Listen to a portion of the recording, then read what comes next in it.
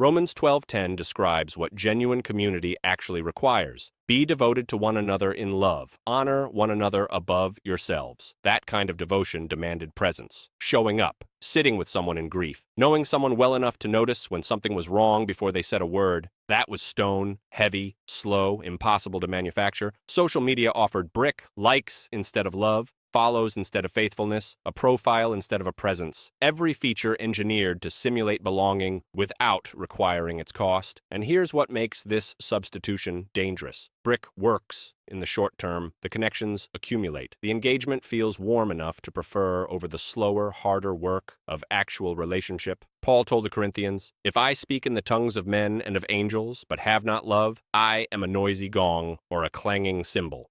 1 Corinthians 13:1. The largest platform, the most followers, the most reach. Without genuine love, it is noise. The people of Babel chose brick when their ambitions outgrew what stone could support. We chose it the moment connection became something we could produce on demand. Genesis 11:4 gives us the motive behind the tower, but not the one most people notice first. Come, let us build ourselves a city and a tower with its top in the heavens, and let us make a name for ourselves lest we be dispersed over the face of the whole earth.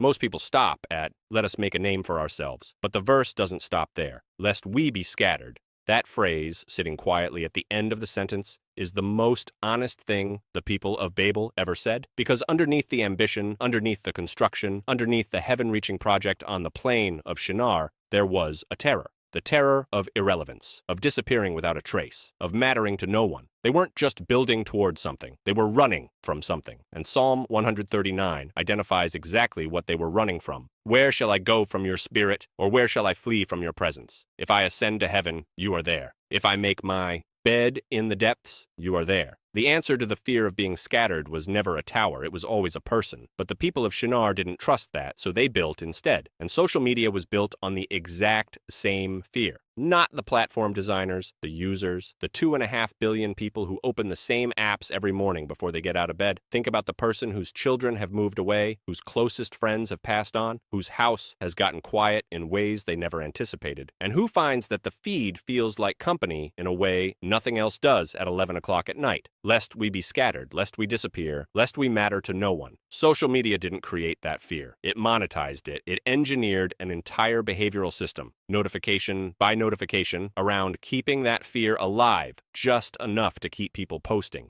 keep people checking, keep people coming back. Because the moment a person feels genuinely known, genuinely held, they stop needing the platform. And that is the one thing the platform cannot afford. The people of Shinar kept laying bricks because stopping meant scattering. 2.5 billion people keep scrolling for exactly the same reason.